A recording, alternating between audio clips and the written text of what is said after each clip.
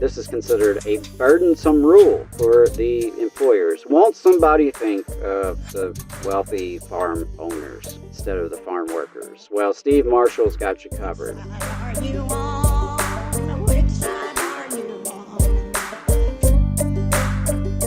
So, Adam, Steve Marshall is Alabama's Attorney General, and he's been doing a lot of stuff recently. In particular, some things that are going to be detrimental to working Alabamians, right? Yeah, that's exactly right. Attorney General Steve Marshall, when he's not busy whipping up fear over Haitian migrants or so-called Venezuelan gangs, he's real busy spending our tax dollars trying to hurt people, everyday people, common folks, working class folks. Just to give you some examples of what he has been up to lately, and then I'll focus more on a couple in particular related to working folks, but in April, Alabama Attorney General Steve Marshall filed a federal lawsuit challenging the Biden administration's announced Title IX rule, which he claims would change the meaning of sex to gender identity and effectively abolish female-only bathrooms and locker rooms in schools across America. Now, something tells me there's probably a little bit more to the story. I'm no expert on the new Title IX rules, but I'm finding it a little hard to believe Steve Marshall's definition of this, and a little skeptical of the lawsuit. But okay, so that's what he was doing in April. Well, then in May, Marshall led a 19-state lawsuit against California and other states he claims are threatening our energy system by seeking to impose their climate policies on the entire nation. Wow. That's interesting. It gets even more interesting, though, in July. That's when a new overtime rule was supposed to go into effect. This was a new rule proposed by the Biden administration. And by 2025, about 4.3 million Americans, including 66,000 workers in Alabama, would be newly eligible. Currently, salaried workers who earn more than $35,568 per year are not entitled to overtime pay. But under the new rule, the salary threshold would have expanded to $43,888 by July, and then to $58,656 by January 1st, 2025. Right? So 66,000 workers in Alabama would benefit directly from this.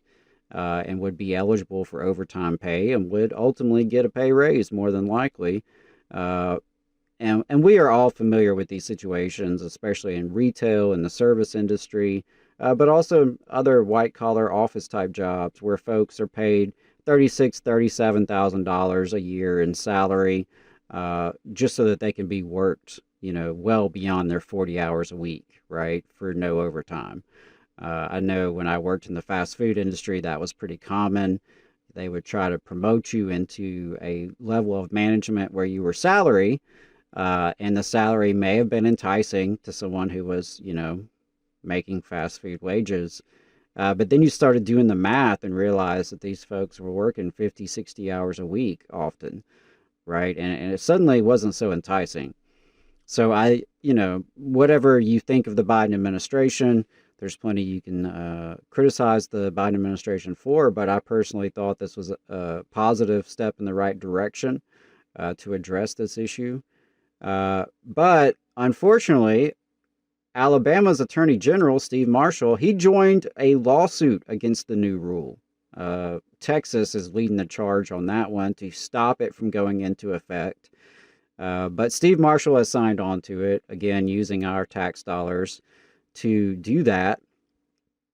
On September 30th, Alabama Attorney General Steve Marshall and the Attorneys General for Florida and Georgia submitted an amicus brief to the Court of Appeals for the 11th Circuit, asking them to reverse an earlier decision in the case of Anna Lang versus Houston County, Georgia.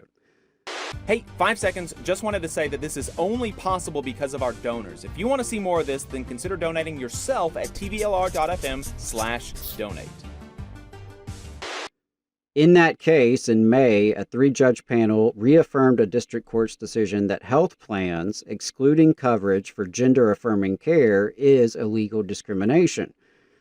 Well, wouldn't you know it, Attorney General Marshall disagrees, and he argues that employer health plans shouldn't have to cover gender-affirming surgery. So he's been pretty busy, as you can tell, joining lots of lawsuits, and one of the most recent ones, again from September, he joined a lawsuit against protections for migrant farm workers, right? So we've got immigrants, we've got trans folks, we've got low-income salaried workers, we've got the environment. Now, farm workers also being targeted by Attorney General Steve Marshall. He joined a lawsuit to block new federal protections for foreign farm workers that are here on H-2A temporary visas. Marshall, along with Republicans Attorney General from Kentucky, Ohio, and West Virginia, argued in the motion to intervene that the rule places undue burdens on farmers and would allow migrant workers employed under the H-2A visa program to organize and engage in collective bargaining. That, they argued, could only be done through legislative action. So the rule was issued by the Biden administration back in April, and it provides more protections for temporary farm workers by addressing issues like employer retaliation, unsafe working conditions, and illegal recruitment. Unfortunately, Steve Marshall has joined this lawsuit to try to go after these foreign farm workers, right? Again, I think it was a step in the right direction that the Biden administration was willing to expand these protections. These are pretty vulnerable folks, are often very exploited, and so it only makes sense that they would, deserve the right to have less retaliation in the workplace. But also not a surprise that the Alabama Farmers Federation was supportive of Steve Marshall's antics here. Jeff Helms, a communication director at the Alabama Farmers Federation, said in a statement they support Marshall's, quote, defense of the H-2A program for both farmers and the guest workers whose families benefit from seasonal employment. They're calling it regulatory overreach, and that the rule would create burdensome obstacles for employers. But the Biden administration rule was aimed at improving protections for the actual workers.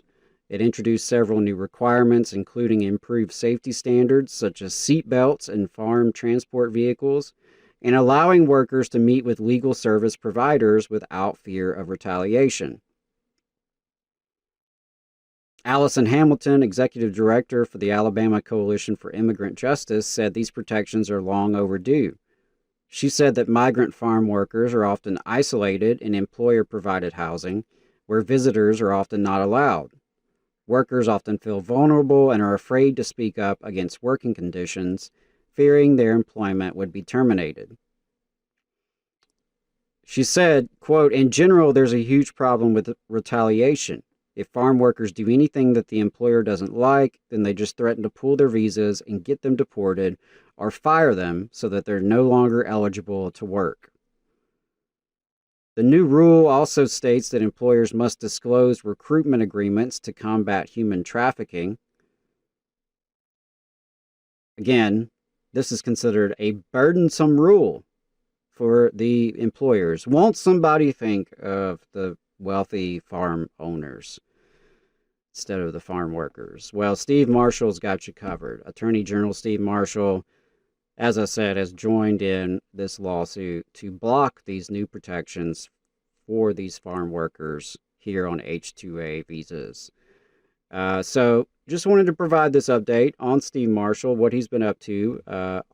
worth noting, this is all with Alabama tax dollars. Last year, John Archibald with AL.com put out an interesting article. AG Steve Marshall dares defend his right to spend your money. This was back from 2023, July of 2023.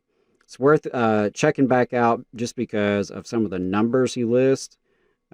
Marshall has spent tens of thousands per case, in some cases hundreds of thousands of dollars of tax dollars to engage in these lawsuits. There are contracts that actually are in the millions. When it comes to the U.S. Justice Department's lawsuit against Alabama for failing to protect inmates from each other and from guards, Attorney General Marshall has spent millions of dollars on that one. All right, so just wanted to let folks know that's what our Attorney General is up to in Alabama, spending your tax dollars and my tax dollars to make life harder for a lot of people, right? And to block much needed, much welcome federal interventions.